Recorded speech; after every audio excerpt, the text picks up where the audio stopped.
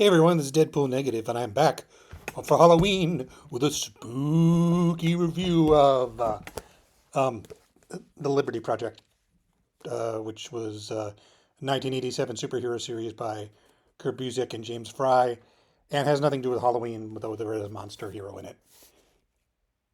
It was just what I felt like talking about. Anyway, the Liberty Project is pretty much a footnote in the careers of both creators. Most people know James Fry as the artist of the creator of Slapstick, and excuse me, co-creator of Slapstick with Len Kaminsky, and drawer of many fine and fun comics. And Busiek, of course, created Astro City and Thunderbolts. And but what's interesting about Liberty Project was something he had originally pitched. He and Fry, they were good friends at the Marvel offices. They pitched it originally as a Captain America Trains Young Heroes thing. I'm going on the afterword in this book. Um, and then Tom Bavago said, "You don't really need Captain America in it, do you? You know, and you could probably pitch that as a new IP." And they pitched it to Marvel, they pitched it to DC, but Eclipse was who bit, and it lasted 8 issues. And they did use the characters again when Kurt Busiek wrote Jack Kirby's Teen Agents for Topps Comics. And that was pretty much it until 2003, when Nat Gertler's About Comics was able to successfully scan the pages. The original film had been lost. He was able to successfully scan the pages to make the comic look pretty good for a reprint. And it was shrunk to manga size. And so, but I want to talk about it because as a longtime fan of Kurt Busiek's work, it is very much a piece of what he's been doing thematically for decades. And it's worth checking out. I mean, it's still available at Amazon. About 10 years, a little over 10 years ago, Gertler and About Comics reprinted it again. So, as we all know, one of Busiek's legendary comics is Thunderbolts, which is about supervillains masquerading as superheroes initially, and through the many different incarnations that series has gone through since its creation. Fuck you, Warren Ellis. It eventually became super villains being controlled by the government. And what's odd is that 20 years before the 10 years before the Thunderbolts launched, and 20 years before the Thunderbolts actually got to that plot point, Busiek did it first. Um, and I wanted to think, but it's like it is fascinating. The premise is in this superhero world. Originally, it was part of the Eclipse shared universe, and it's been edited to edit any other Eclipse heroes out there, except for the Heap, Airboy, and Valkyrie, who all make appearances. And I think at this point, many of those characters are probably public domain. Um, uh, I remember Chuck Dixon was doing a decent run on Airboy at the time, certainly better than whatever James Robinson did. Um, and of course, we had Miracle Man and the Heap and a bunch of other interesting. But the market just wasn't great for Eclipse comics back then. And again, as Busiek said, he and Fry put their heart and soul in the book, and they couldn't make it past 8 issues. They were given a chance to wrap the storyline up in one of the most abrupt series conclusions I've ever seen. But let's get back to the premise. There were 4 initial characters: Slick, a guy with oil slick powers; Cimarron, who's a Vegas cowgirl with super strength; Burnout, a really uh, anxiety-ridden teenage girl who has fire powers; and Crackshot, who is sort of interestingly, he has perfect aim like Deadshot, but he doesn't realize it. He just thinks he's a mechanical genius because he builds all these guns. You don't have superpowers, and I don't have superpowers. Like, when's the last time you missed anything? He's like, oh, you know. Um, all 4 of them are landed in jail. Only Crackshot really wants to rehabilitate himself. But a psychiatrist and a government agent recruit them for the Liberty Project, which is to take these supervillains. And this did come around not long after the Suicide Squad, although it's a lot less mean than the Suicide Squad was. Um, and like basic, and there was a psychiatrist. What's interesting is there's no real Waller-like figure, some government mastermind. There is a very well-intentioned psychiatrist who really wants to help these people with a pretty much sociopathic government handler. He's not exactly a Waller filler because he's not really a mastermind until the end of these series. And so the first couple stories are about them as a team, and what happens is they take on the supervillain, and the supervillain is seen so effective by the government. He's added to the team. He's sort of a Hulk riff called Savage, only he's really more of a severely unbalanced teenager who can turn into a Hulk-like demon figure, and he doesn't like the rest of the team, so there's conflict. Actually, there's a quote on the, and I need to remind you people this is 2003, a quote that says, "This is the X-Men the way X-Men ought to be done. Light, fresh, fun, and fast. Gerard Jones." This was 2003. There's another quote on the back. "If you're going to read it before, you're going to have a blast." Scott Kurtz. This was 2003. But it's very standard, fast-paced. One thing that's great about Fry's artwork is he really knows how to have action like just all out, like anything chaotic. Not chaotic, and not that it doesn't look right or doesn't make sense. Chaotic is you can actually feel the effects of what's going on to everyone and how violent it is for everyone. And it's not exactly super bloody. I can't really explain it exactly, but like there's a story where they go up against Cimarron's like former gang, and like they just cause like so much havoc trying to take these people down.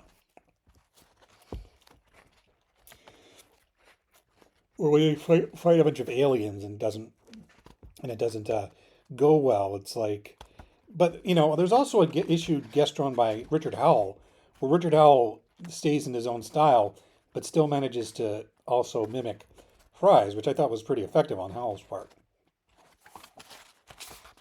See that classic Richard Howell beauty. But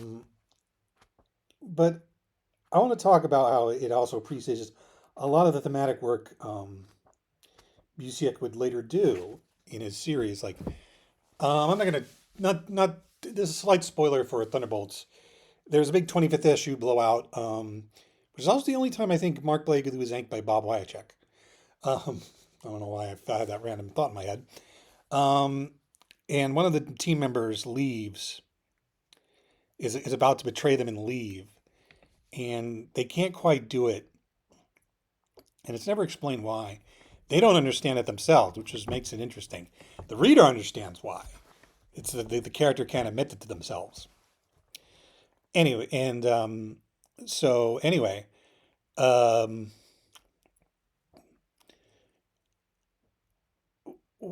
only these people like they're thrown together and they're socializing. They are the only friends they have, and it's they've grown pretty interesting. Like the lead character Slick, he is more concerned about self-preservation, but the more he finds himself kind of trapped with these people, the more he doesn't want complications, the more he realizes, like, I have to do something. I can't. I mean, at one point it says, like, yeah, I could have broken out at any time, but this is an easier gig. It says something like that.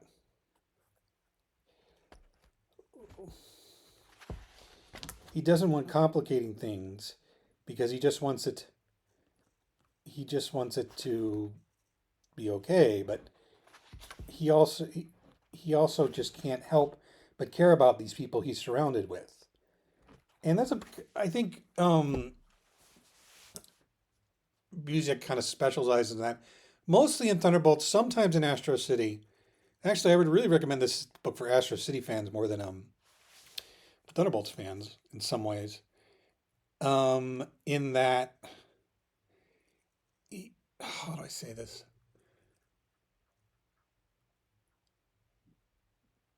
A lot of characters in Astro City find themselves in situations they hadn't planned to be in, but find a way to make them work. It's a common theme. I think he kind of overuses it at times in Astro City, but other times I think it's pretty brilliant.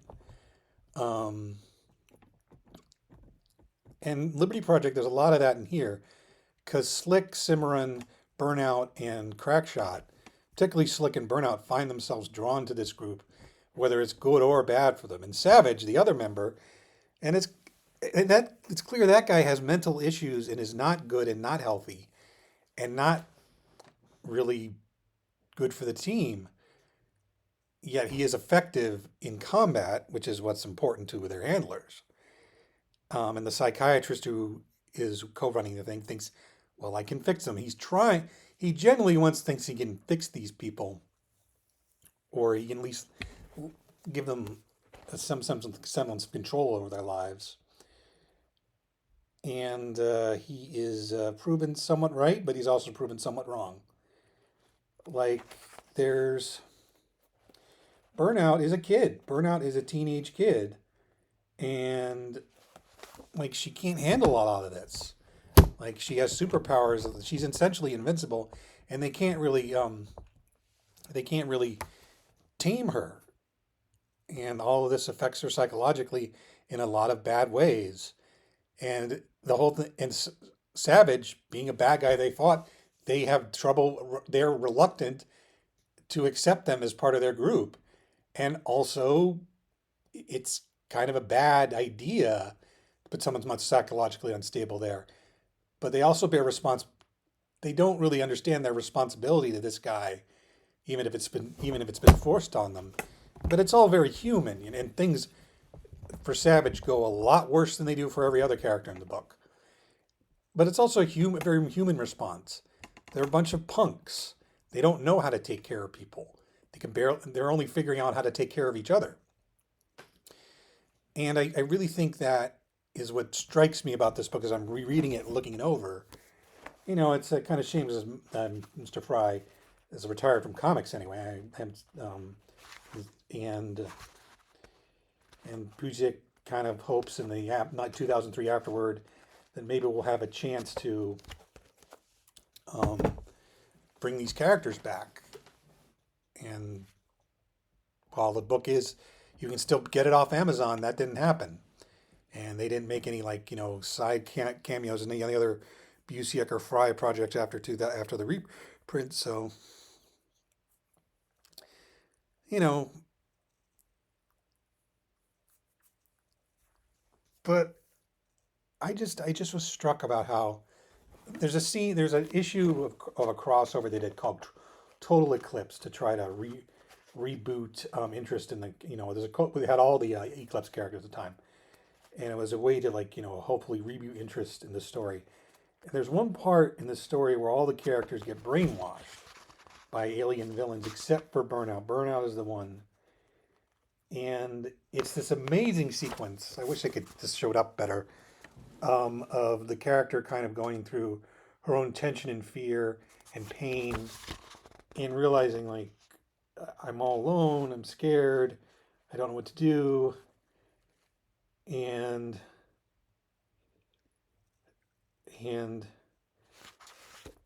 she tries to unbrainwash another team member because she keeps saying she doesn't need anyone, but she can't stand being alone either, and that's like a classic Busiek theme. And it's all done with narrative captions, and she says just don't leave me alone, and that still hits hard. I think it really. Busiek is about people, and some of his best work is about people who don't normally.